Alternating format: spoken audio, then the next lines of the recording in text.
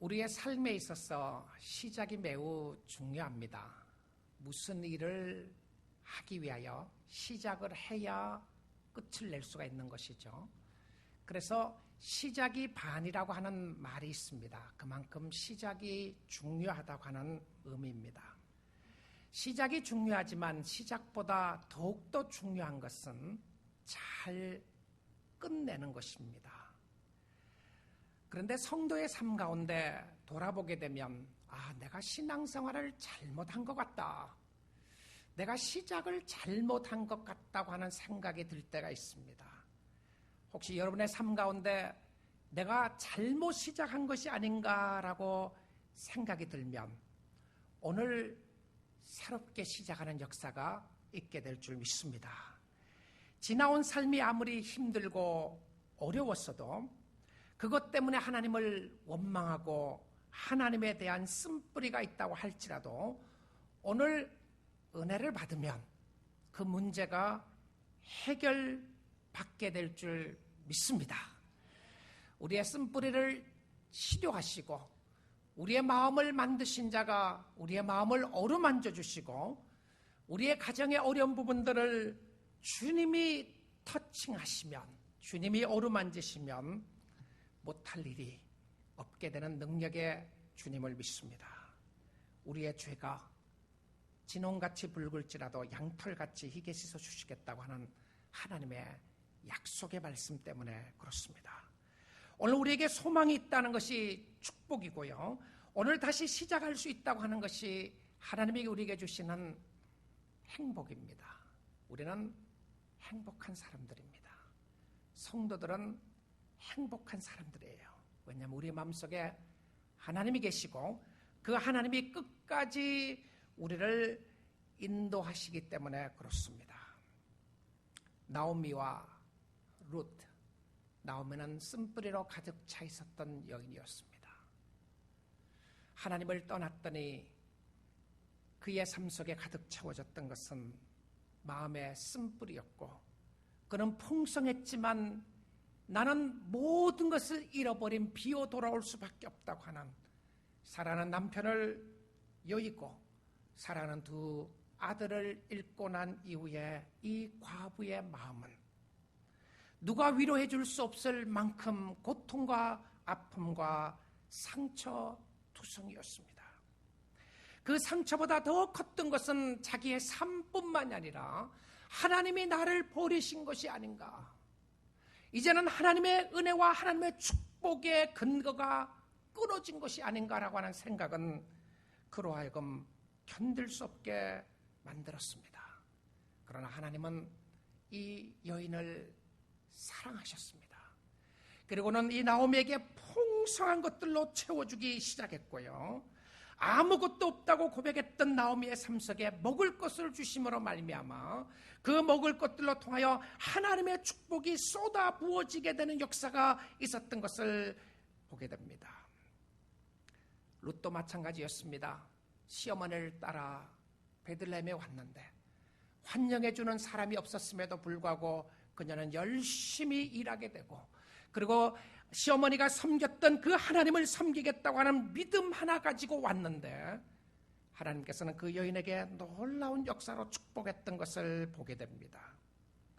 룻기 1장에서는 세 사람의 죽음에 대해서 시작했습니다. 엘리멜렉의 죽음과 말론과 기론의 죽음이었습니다. 이 세 남자를 장사 지냈던 나오미의 심정은 가히 누가 위로할 수 있겠으며 말할 수가 있었겠습니까? 절망적인 모습으로 시작했지만 룻기 4장에서는 마지막으로 결혼식으로 끝나게 됩니다. 우리의 삶은 죽음으로 끝나지 않고 결혼식으로 끝나게 될 겁니다. 우리의 신랑 되신 예수 그리스도가 우리를 위하여 기다리고 있고 천국의 결혼식을 예배해 놓고 우리를 기다리신 분이 계시기에 우리의 끝은 영광인 줄 믿습니다. 나오미와 룻의 가정 속에 그 가문의 영광이 찾아왔습니다. 그 가문의 영광은 그 가문을 통하여 다윗 왕이 탄생하는 왕가로 쓰임받게 되었어요. 다윗 왕이 탄생하는 것뿐만이 아니라 다윗 왕가의 가문을 통해서 메시아 대신 예수 그리스도가 탄생하는 왕가의 가문으로 쓰임받게 되었습니다. 나오미와 룻이 이런 하나님의 계획을 알았을까요? 천만입니다. 몰랐어요. 하나님의 계획이 이렇게 놀라운 계획이라는 것을 상상할 수 없었습니다. 그런데 하나님은 상상할 수 없는 길로 인도하셨고, 하나님 앞에서 순종하며 사는 성도의 삶이 이런 것이구나라고 하는 것을 보여주는 것이었습니다. 때론 우리의 가는 길을 잘 알지 못하고 모르고 가는 경우들이 있습니다. 그러나 성도가 우리가 천국에 도착했을 때는 상상할 수 없는 영광으로 들어가게 되는 줄 믿습니다. 와, 하나님이 이런 계획을 가지고 있었구나. 하나님이 이렇게 위대하신 분이었구나. 감히 내가 이 하나님의 천국에 들어올 수 있다니, 왕가의 가문에 속할 수 있었다니, 하나님을 찬양할 수밖에 없을 것입니다. 입술에서 감사가 터져 나올 것이고요, 찬양이 터져 나오는데 그 감사와 찬양이 영원토록 존귀하신 하나님, 어린 양 대신 예수 그리스도를 찬양하게 될 것입니다. 그 천국의 모습을 잠깐 맛볼 수 있는 곳이 룻기 4장입니다. We can foretaste the kingdom. 하나님의 나라를 잠깐 맛볼 수 있는데, 근데 이 맛을 본 사람만이 알 수 있는 특별한 맛이었습니다. 그 맛이 무엇이었냐면 온전하게 회복되는 나오미의 기쁨이었습니다. 룻의 기쁨이었어요. 보아스를 만나서 결혼한 룻의 기쁨, 아들을 낳을 수 있는 기쁨, 얼마나 놀랐을까요? 근데 지나고 보니까 하나님의 계획이 그 가문을 통하여 메시아를 탄생하게 해주는, 메시아가 탄생하는 가문으로 쓰임받게 된 것이었습니다. 여러분의 가문을 통해서 예수 그리스도의 보혈의 피가 흐르고 있고, 그래서 천국으로 인도하는 길까지 하나님이 붙잡아 주시면 여러분의 가문은 영광스러운 축복의 가문인 줄 믿습니다. 보혈이 흐르고 있는 가문이었습니다. 여러분의 가문 속에 무슨 피가 흐르고 있나요? 누구의 피가 흐르고 있습니까? 죽음의 피가 흐르고 있나요? 아니면 생명의 피가 흐르고 있습니까? 오직 예수 그리스도를 고백하고 믿고 사는 사람 속에 나타나는 피는 생명의 피였어요. 예수 그리스도의 보혈의 피가 흐르고 있는 사람은 죽지 않고 살게 되는 역사가 있게 되는 줄 믿습니다. 자, 하나님의 말씀을 4장 봅니다. 성경은 우리가 일상적인 일, mundane matters, 우리가 그냥 일반적으로 일어나는 일에 대해서 하나님이 관심을 가지세요. 매일 일어나는 일을 통해서 하나님의 역사를 이루어 나가는 것을 보게 되는데요, 너무나도 무의미한 것 같고 내가 이래서 살아서 되겠는가라고 생각하는 일상적인 삶을 통하여 하나님의 약속의 역사를 일으켜주세요. 우리의 삶 속에 어떤 특별한 기적이 있어야 기적이 아니라, 우리가 매 순간마다 하나님을 순종하고 하나님께 순종하고 하나님을 섬기며 사는 삶 자체가 특별한 은혜의 삶이에요. 집안 청소하고 빨래하고 밥하고 설거지하고 아이들 돌보고 그 똑같은 직장 수십 년 다니기도 하고 먹고 자고 놀고 하는 순간들을 통해서 우리의 중심 속에 하나님이 계시면 우리가 걸어가는 그 길이 아름답고 축복의 길이 되는 줄 믿습니다. 그래서 이 룻기서에서는요, 특별한 기적이 없어요. 기적의 모습이 없고 정말 일상적인 일들을 이야기합니다. 가정에 흉년이 들었어요. 흉년이 드니까 더 좋은 땅으로 이사를 가야 되겠다고 생각하고 이사가는 역사가 있게 되고요.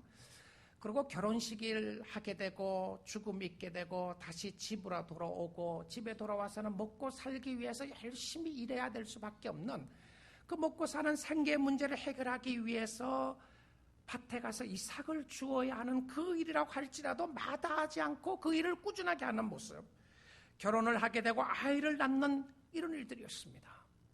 근데 일반적으로 생각하는 기적이 없고 대단한 모습이 없음에도 불구하고 그 일반적인 일들을 통해서 보통 사람들을 통해서 하나님의 위대하신 계획을 이루어나가는 것을 보게 됩니다. 그래서 하나님 안에 있는 사람들은 여러분의 하시는 일들이 비록 그것이 노는 일이라고 할지라도 하나님 안에서 하는 일들은 하나님의 계획적인 섭리와 뜻이 있음을 보게 됩니다. 여러분, 이 룻기서 3장이 어떻게 끝나는지 아시죠? 룻기서 3장에 끝났던 모습이 룻이 타작마당에 가서 보아스를 만나게 되었고요. 보아스가 이런 결정을 하게 됩니다. 내가 반드시 너에게 기업을 물을 수 있는 일들을 이루어 줄 텐데 혹시 나보다 먼저 있는 사람이 있는데 그 사람이 기업을 물으는 일을 하지 않으면 내가 이행하겠다고 생각을 합니다. 그리고 나서는 룻을 새벽 일찍 아무도 보지 않는 순간 그 시간에 집으로 돌려보내게 되죠. 돌려보내면서 보아스가 뭘 했나요? 룻의 치마가 찢어질 정도로 곡식을 되어서 줬어요. 얼마나 많이 줬느냐면 6대를 부어서 줬다고 되어 있습니다. 6대가 약 80파운드 정도 되는 보리였습니다. 80파운드 되는 보리를 앞치마에 싸고 가야 했던 룻의 모습을 통해서 성경은 나오미가 그렇게도 원했던 I am empty, 나는 아무것도 없다 라고 고백했던 나오미의 생각을 한순간에 뒤바꿔 주셨습니다. I can fill you up, 내가 너에게 풍성하게 채워주겠다라고 하나님이 그냥 쏟아 부어 주셨어요. 룻을 보내고 난 보아스는 바로 그 순간 아침 일찍이 성문으로 나가게 됩니다. 그 당시에 성문으로 나갔다고 하는 그 성문은 중요한 결정들을 이뤄놨던 곳인데요. 지금 이야기하면 아마 시리홀과 같은 모습이었다고 생각을 하게 됩니다. 그러나 그들이 주로 성에 살았기 때문에 성문에서 이루어지는 역사가 있었는데 비즈니스 트랜잭션들이 그곳에 일어나게 됐고 재판 문제들이 그곳에서 일어나게 되었습니다. 그러면 성문에 있었던 장로들이라고 나오는 사람들이 재판관들이었습니다. 지혜로운 사람들을 세워놓고 그들로 하여금 하나님의 법 안에서 재판할 수 있도록 세워놓던 사람들이었는데요. 오늘 성경은 이렇게 이야기를 합니다. 4장 1절을 보시면 보아스가 성문으로 올라가서 거기 앉아있더니 그 다음 단어가 무슨 단어죠? 마침 보아스가 말하던 기업 물을 자가 지나가는지라. 그리고 스크린 놔두시고 한번 보세요. 마침 보아스가 이야기했던 그 사람이 지나가는 거예요. 여러분, 하나님의 계획 속에 성도들이 나가는 하나님의 계획 속에는 마침이 있어요. 근데 그 마침은 하나님의 계획 속에 반드시 들어가 있다는 것을 보게 됩니다. 우리의 삶 가운데는 우연의 일치라고 생각을 했는데 우연의 일치가 아니라 하나님은 정확하게 우리로 하여금 우리를 인도하시는 손길을 보게 됩니다. Behold, 바라보라, 쳐다보라. 깜짝 놀라서 쳐다보는데 누가 지나가느냐면 보아스가 만나야 될 바로 그 사람 누구였죠? 기업을 물을 자였습니다. 기업 물을 자라고 하니까 아마 이 사람이 보아스의 형이었을 가능성이 많습니다. 사촌형이었는지 친형인지 모르지만 정확한 것은 보아스보다 어떤 육적인 혈통으로 보게 되면 그 사람이 먼저라는 것을 알게 됩니다. 그러면 보아스가 이 사람의 이름을 몰랐을까요? 몰랐을 리가 없죠. 아니 사촌형이었든지 친형이었든지 형의 이름을 모르겠습니까? 근데 성경은 놀랍게도 그 사람의 이름을 부르고 있지 않습니다. 보아스가 뭐라고 부르느냐면 아무개요. 아니 이렇게 불러도 되는 건가요? 아무개요. Hey, hey 이런 표현이에요. 영어로 하면 Mr. So and so. Mr. So and so가 뭐예요? 근데 이 단어가 히브리어로 굉장히 재밌는 단어를 썼어요. 팔로니 알모니. 야, 거기 서 있는 너 이리 와 이런 표현입니다. 팔로니 알모니. 그런데 이 상황 속에서 성경의 저자는 왜 이름을 밝히지 않았을까? 어떤 성경적인 흐름 속에는 매우 중요한 위치에 있는 사람이었습니다. 그럼에도 불구하고 성경은 구속사에 있어서 하나님의 구원 계획에 있어서 이 사람은 무미한 사람이었습니다. 모든 것을 다 놓친 사람이었어요. 이름조차도 밝히고 싶지 않는 사람이었던 것을 보게 됩니다. 2절 말씀입니다. 보아스가 그 성읍 장로 10명을 청하여 이르되 당신들을 여기 앉으라 하니 그들이 앉으매 10 장로들을 청해놓고 그들을 앉혀놓고 이야기를 하기 시작합니다.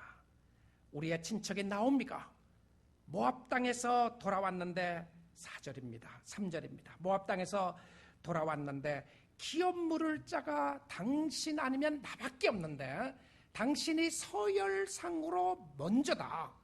그러니까 당신이 기업을 물으면 좋겠다. 무슨 의미죠?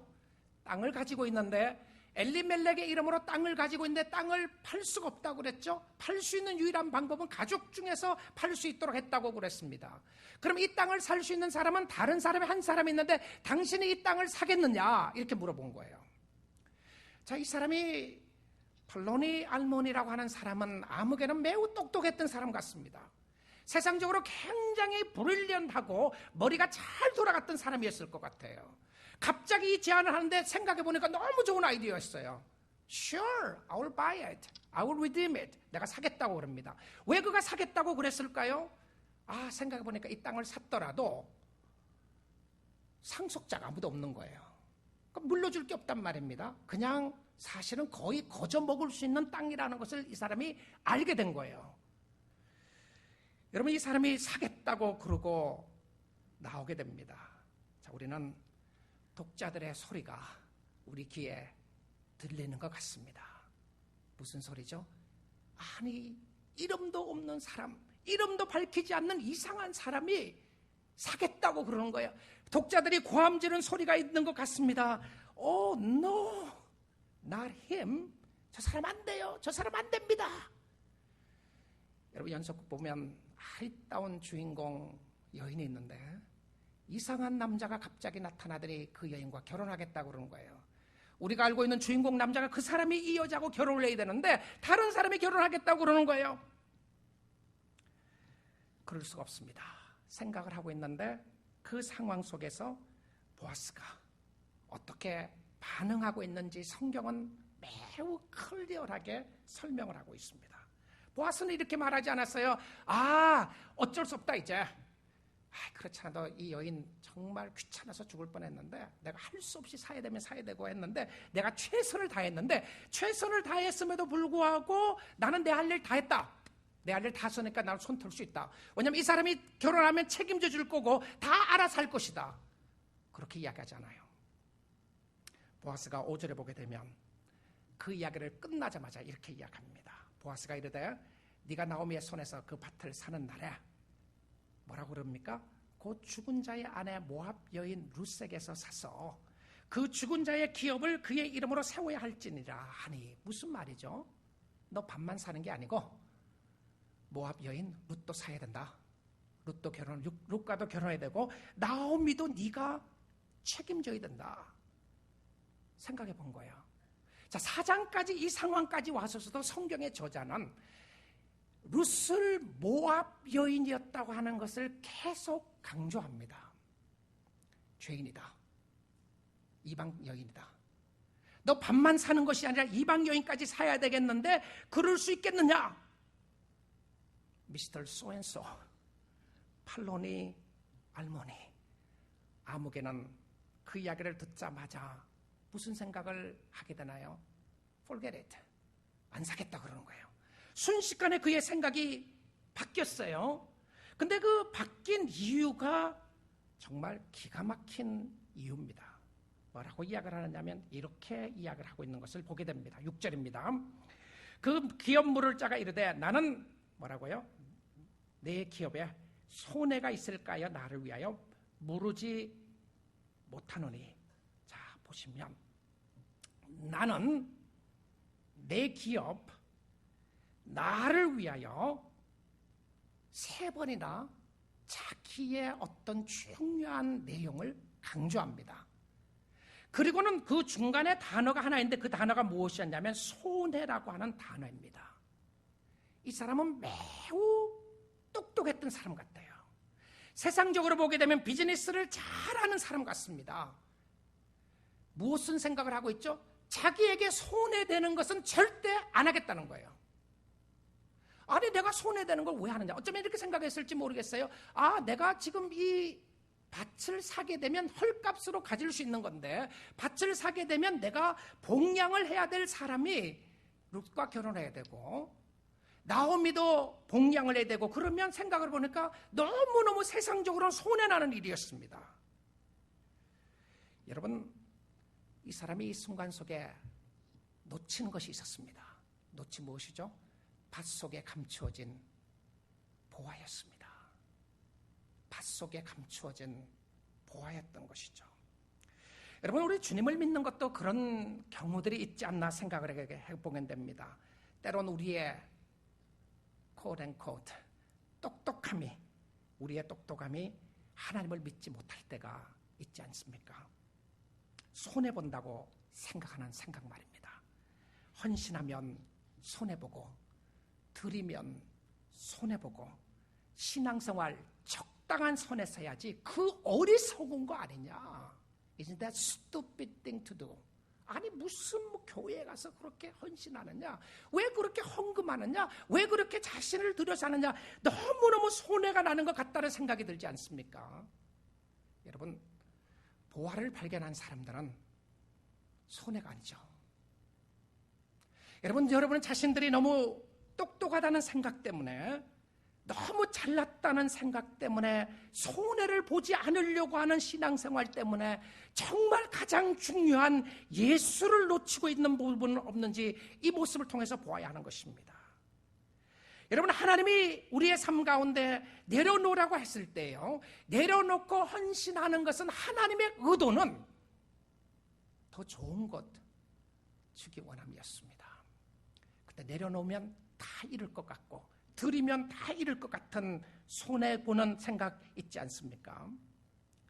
예수님이 천국 비유에 대해서 설명을 하면서 이런 비유로 설명하셨어요. 천국은 마치 밭에 감추인 보화 같다라고 그랬어요. 밭에 감추인 보화 같다.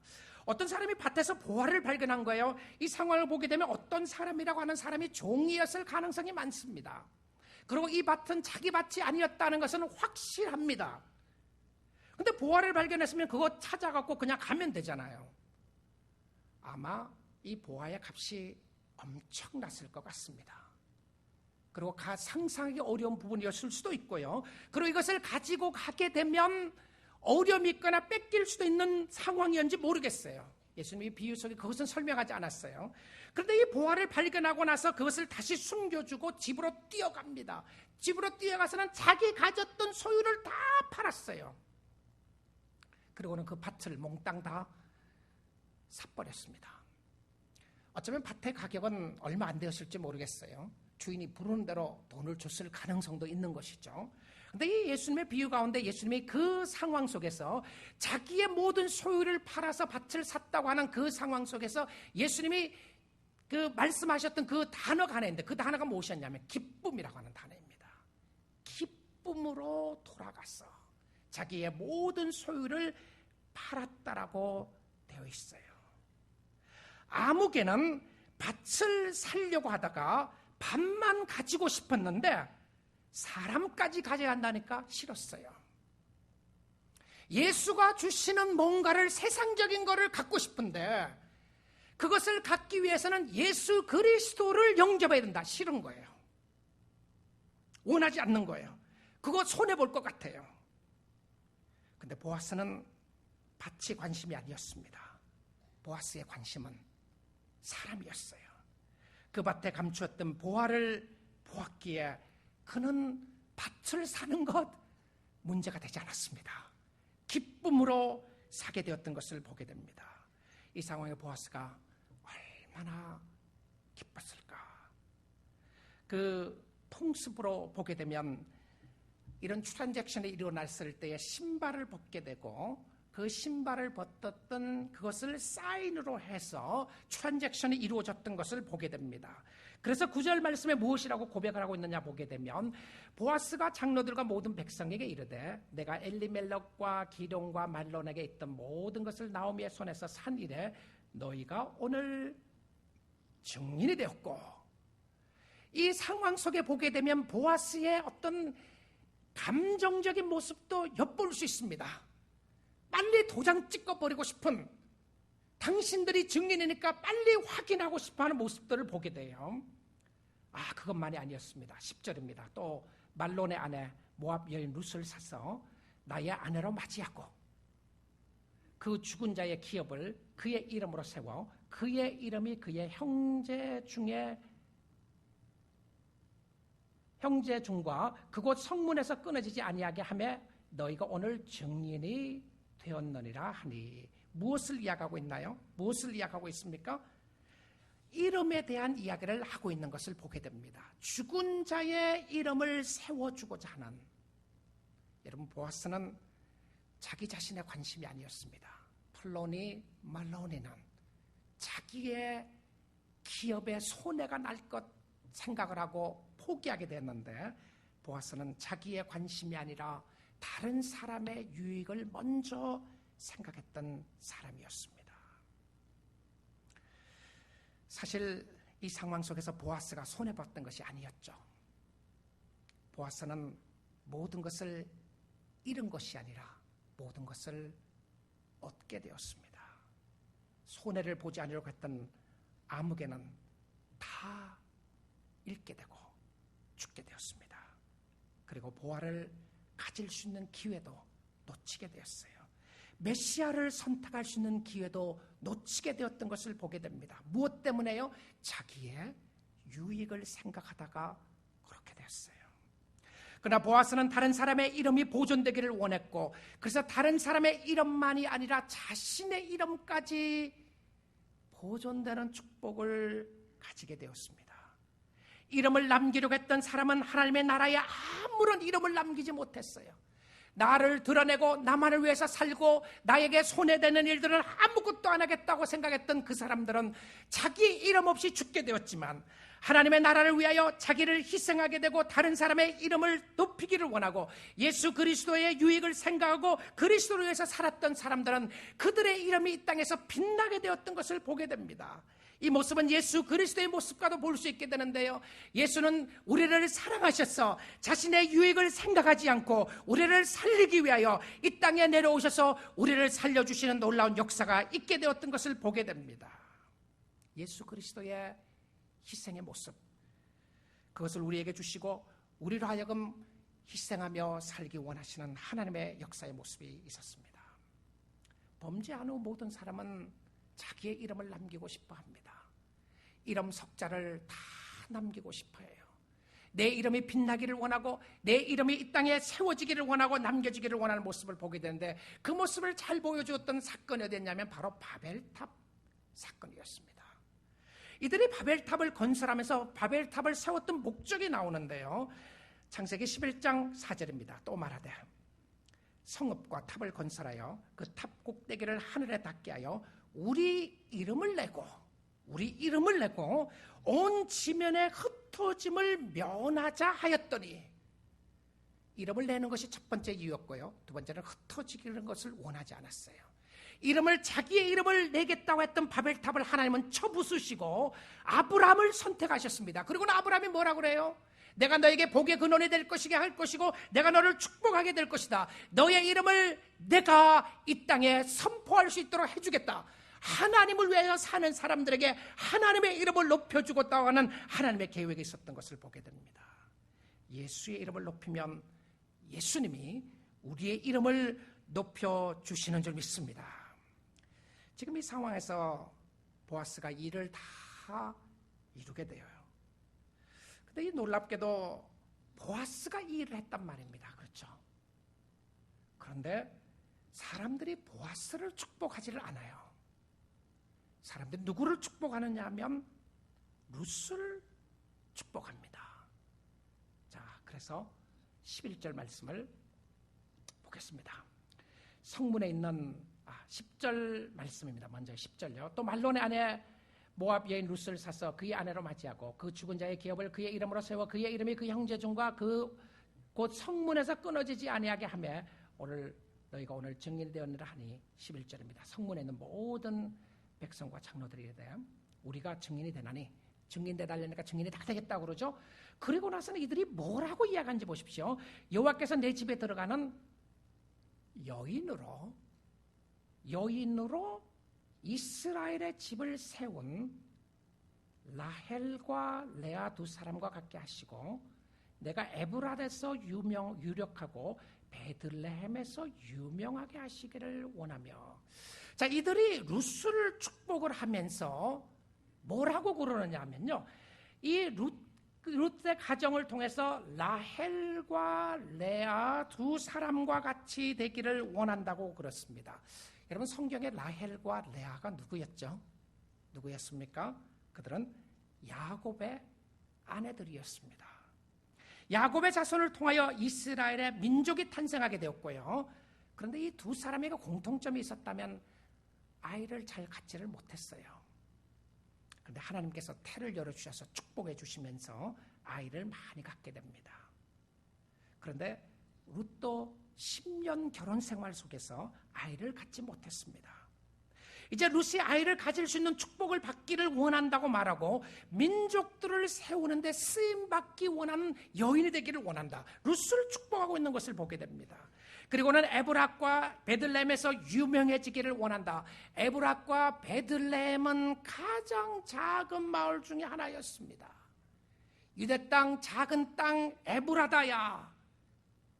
예수 그리스도가 에브랏 베들레헴에서 탄생하게 되는 메시아가 탄생하는 일을 위하여 쓰임받게 되었던 가문이었던 것을 보게 됩니다.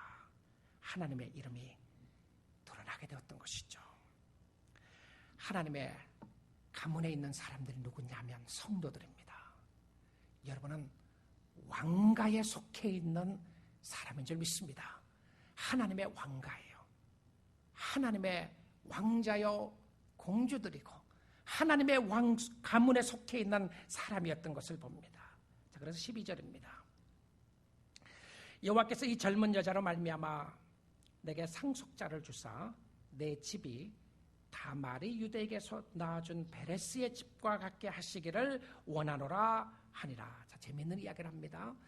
구약 성경에 나오는 라헬과 레아를 이야기했다가 다시 한번 12절에 와서 여호와께서 축복해 주시는다고 이야기하면서 누구 이야기를 하느냐 하면 다말에 관한 이야기를 합니다. 다말이 여인 이름이에요. 여자 이름입니다. 다말이 유다에게 낳아준 베레스의 집과 같게 되기를 원한다라고 이야기합니다. 근데 이 베레스가 누구인가? 베레스가 여러분 룻기 4장 마지막에 가서 보게 되면요, 18절에 보게 되면 이 룻의 가문에 대해서 이야기하면서 가문의 시작을 누구부터 시작을 하느냐 하면 베레스부터 시작합니다. 베레스의 계보는 이러하니라.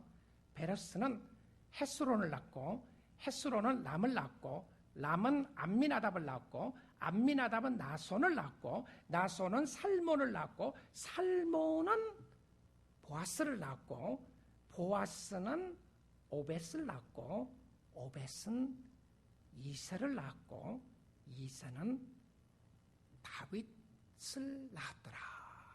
그럼 누구죠?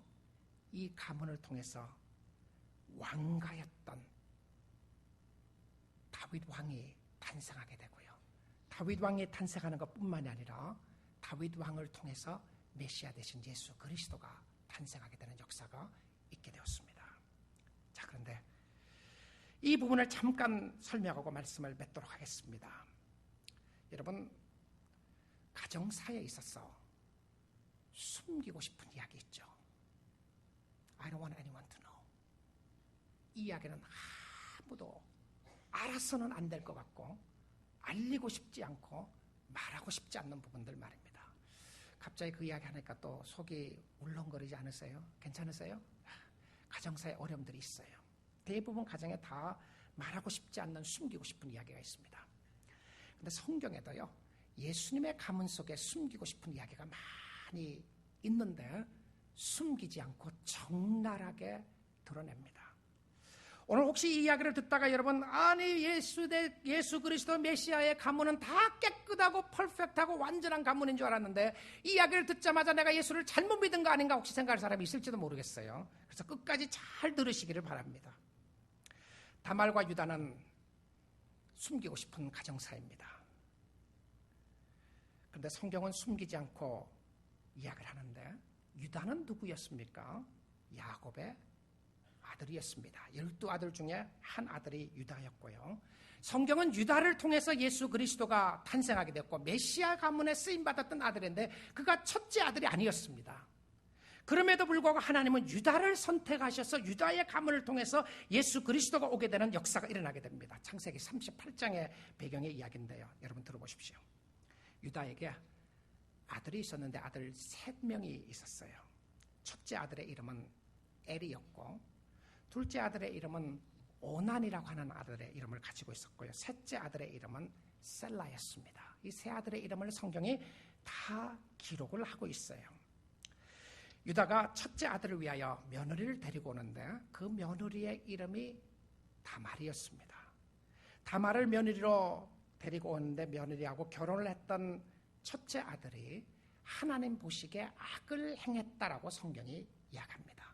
무슨 악한 일을 했는지 모르지만 하나님이 악을 행하는 모습을 보고 그를 죽였습니다. 하나님이 죽였다라고 그렇게 나오고 있어요. 자, 그러면 그 당시에 풍습대로 하게 되면 둘째 아들 오난이 이 형수와 결혼을 하게 돼 있었던 것이었습니다. 그래서 결혼을 했어요, 오난이요. 근데 이 오난이 생각해 보니까 자기가 아들을 낳게 되면 자기 아들의 자기 가문이 안 되는 거예요. 형의 이름으로 아이를 등록시켜야 되는 거였습니다. 그래서 형의 씨를 주고 싶지 않았어요. 근데 결혼을 했고 부부관계를 하지만 씨를 주지 않았습니다. 하나님 보시기에 매우 악한 모습이었다고 하나님이 설명을 하고요. 그리고 그 하나님이 그를 죽였습니다. 이 정도 되면 유다가 어떻게 해야 될 것 같습니까? 두 아들이 하나님 앞에 악한 일을 행했으면 아버지로서 하나님 앞에 무릎 꿇고 기도해야 되지 않겠어요? 하나님 뭘 잘못했습니까 우리가? 하나님 우리 회개합니다. 우리 가문 용서해 주세요 해야 될 텐데 유다가 하나님 앞에 회개하는 모습이 안 나오고요. 하나님 앞에 범죄하게 됩니다. 머리를 굴리기 시작한 거예요. 여러분 인간의 똑똑한 머리가 정말 영적이지 않고 믿음으로 살지 않는 머리로 사용될 때가 많이 있어요. 그래서 너무 똑똑한 척하지 마시고요. 너무 똑똑하게 머리 굴리지 마세요. 성경을 믿어야 그것이 똑똑한 사람인 줄 믿습니다. 그래서 유다가 생각을 하다가 이렇게 생각을 한 거예요. 아, 이러다가 나 아들 다 잃겠다. 셋 다 이러면 나는 상속도 없고 아무것도 없게 되는데 이러다가 안 되겠다. 그래서 꾀를 부리기 시작하고 그 꾀를 냈던 것이 무엇이었냐면 자기 며느리를 친정집으로 쫓아버렸습니다. 친정집에 가게 됐어요. 그러니까 며느리는 너무너무 억울한 거죠. 남편 둘을 했는데 남편이 죽게 됐고 친정집으로 쫓겨났는데 그 쫓겨났던 동네 이름이 딥나라고 하는 곳이었습니다. 아, 그리고 얼마 후에 유다의 아내가 죽게 됐어요. 유다는 마음에 너무 슬픔을 가지게 되고 아내도 잃고 두 아들도 잃게 되는 슬픔을 가지고 되고 나서 유다가 어느 날 딥나라고 하는 지역에 양털을 깎으러 그 지역에 가게 됩니다. 그 소식을 다말이 들었어요. 며느리인 다말이 창녀로 분장을 하기 시작을 합니다. 창녀를 분장하고 마음이 허처연해 있는 시아버지를 유혹하게 되는 거죠. 유다가 지나가는 그 자리에 앉아 있는데 유다가 며느리에게 찾아가서 며느리인 줄 모르고 찾아간 거죠. 이야기를 합니다. 당신과 잠을 자면 좋겠는데 그럴 수 있겠느냐. 그러니까 그러면 나와 잠을 자는 조건을 뭘 주겠냐고 그렇게 물어봅니다. 그랬더니 다말이 유다가 뭐라 그러냐면 염소 새끼를 주겠다고 그래요. 근데 염소 새끼가 없었던 거예요. 그럼 염소가 없는데 뭘 담보로 주시겠는가? 담보로 뭘 주겠느냐고 그렇게 물어보면서 이야기를 합니다. 당신 손에 있는 도장과 끈과 지팡이를 담보로 주면 좋겠다. 그래서 담보를 받고 잠을 자게 되었어요. 그리고는 이제 유다가 자기 집으로 돌아갑니다. 돌아가서는 이제는 염소를 보내서 자기 물건을 찾아와야 되잖아요. 그래서 물건을 찾아오기 위해서 사람을 보내서 물건을 받고 오려고 갔더니 찾을 수가 없었어요. 그리고 동네 사람들이 이야기합니다. 이 딥나에는 창녀가 없다는 거예요. 그리고 고민하고 뭐 없으면 됐지 뭐, 그러고 생각을 하고 돌아왔어요. 그리고 한참 후에 사람들의 소식이 들리기 시작했습니다. 당신의 며느리가 임신을 했다는 소식을 듣게 됩니다. 임신하는 소식을 들었다는 소식을 듣고 유다가의 분노가 폭발하기 시작합니다. 아니, 그럴 수 있느냐? 그 여인을 당장 끄집어내어서 불살려 죽여라. 대단하죠. 그랬더니 며느리 다말이 이야기합니다. 내가 누구를 통해서 이 아이가 누구의 아내인지 이걸 가지고 있는 주인에게 갖다 주라고 생각을 하고 유다에게 갖다 줬어요. 아마 유다가 깜짝 놀랐겠죠. 뒤집혀지는 역사가 있었을 겁니다. 그런데 임신을 하게 됐는데 쌍둥이가 태어났어요. 쌍둥이가 나오는데 쌍둥이가 나오는데 아이가 손 먼저 탁 끄집어낸 거예요. 그러니까 산파가 급하게 빨리 가서 그 손에 빨간 줄을 탁 묶었다고 성경이 이야기합니다. 그랬는데 빨간 줄을 묶어 놓은 아이가 먼저 나오지 않고 빨간 줄을 묶어 놓지 않았던 다른 아이가 나왔어요. 그래서 그 다른 아이가 나오면서 이렇게 표현합니다. 네가 어찌하여 터뜨리고 나왔느냐? 네가 어찌하여 터뜨리고 나왔느냐라고 이야기를 하고 그 다음에 이름을 지어주기를 그 의미로 베레스라고 지어줬습니다. 들추어내고 싶지 않는 가문이었습니다. 오늘 이 성경 속에서 너의 가문이 베레스의 가문처럼 되기를 원한다고 하는 것은요, 저주가 아니에요. 축복입니다. 축복이었어요. 그런데 여러분 그런 생각이 드시나요? 예수님의 가문의 족보 속에 죄인들이 많이 등장합니다. 라헬도 그렇고 기생 라합도 그렇고요. 여러 죄인들을 등장시키는 것은 예수 그리스도가 죄인들을 부르시기 위하여, 저와 여러분을 부르시기 위하여 오신 하나님의 축복의 역사인 줄 믿습니다. 하나님은 의인을 부르러 온 것이 아니라 죄인을 부르러 왔고요. 이 상황에서 짚고 넘어가야 될 것이 있습니다. 그렇다면 예수 그리스도가 죄가 없다는 말이 무슨 말이냐? 그래서 동정녀 탄생이 그렇게도 중요한 교리 중에 하나입니다. 남성의 가문을 통해서 혈통이 이어졌던 그 가문을 통해서 오지 않고 동정녀의 여인의 태만을 빌려서 사용해서 예수 그리스도 오셨던 것이었습니다. 그러나 그 가문 속에 보게 되면 그 가문이 완전했고 잘난 사람들 가문만이 아니라 힘들고 어려운 사람들의 가문들이 많이 있었어요. 아무리 힘들고 어려운 가정이라고 할지라도 오늘 예수 그리스도를 만나기만 하면 그 가정에 소망의 빛이 비추게 될 줄 믿습니다. 메시아가 탄생할 수 있는 역사가 있게 되고요, 메시아를 만나기만 하면 모든 것이 이루어지는 역사가 있게 될 줄 믿습니다. 누구의 집이라고요? 베레스의 집과 같은 역사였습니다. 이것은 축복의 말씀이었어요. 베레스의 가문을 통해서 메시아가 탄생하게 되었고 호리 유다의 가문을 통해서 나올 것이라는 하나님의 약속의 말씀이었고 가문의 축복은 메시아였고 가문의 영광은 예수 그리스도였습니다. 우리의 삶의 보화는 예수님입니다. 그가 밭에 감추어진 보화였습니다. 세상에 있는 사람들은 밭을 사기를 원하는데 그 밭에 감추어진 보화를 놓치고 있는 사람들이 많이 있습니다. 여러분, 예수를 소유하게 되면 성경은 이야기합니다. 모든 것을 소유하게 된 것이라고 말입니다. 예수 그리스도를 소유하고 살아나가는 사람들 속에 모든 영광과 축복과 능력과 은혜를 우리의 심령 가운데 채워주시는 줄 믿습니다. 예수 그리스도가 밭에 감추어진 보화였습니다. 오늘 말씀을 여기서 끝을 낼 수가 없습니다. 왜냐하면 예수님이 우리를 보실 때 어떻게 보셨는가? 예수님이 나를 볼 때에, 예수님이 여러분을 볼 때에 어떻게 보셨는가? 하나님은 여러분을 볼 때 어떻게 보셨는가? 하나님은 우리를 밭에 감추인 보화처럼 본 것이었습니다. 하나님은 우리를 가치 있게 보셨어요. 아니, 쓰레기와 같은 나를, 죄 가운데 있었던 나를 하나님 앞에 쓸모없었던 나를, 이방 사람이었던 나를, 가난했던 나를, 가진 것이 없었던 나를 하나님이 나를 보시면서 You are worth it. 당신은 정말 가치가 있는데 그 가치가 얼마나 귀한 가치냐면 내가 나의 모든 것을 팔아서 나의 독생자를 너에게 주고 너에게 있었던 모든 것을 내가 사겠다고 사셨어요.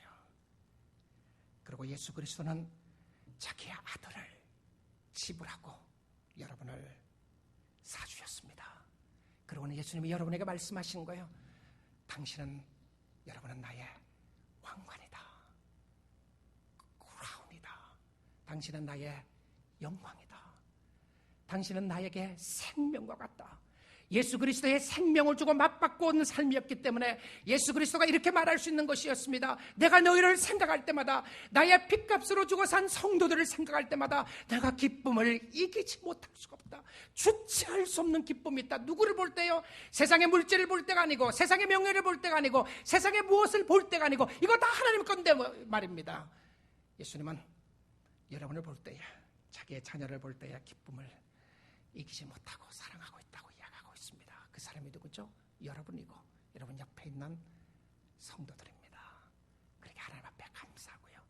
예수 그리스도가 보아이기에 우리는 어떤 희생의 대가를 치르고 주를 믿는다고 할지라도 그것은 손해보는 것이 아니라 그것이 얻어지게 되는 것일 거고요.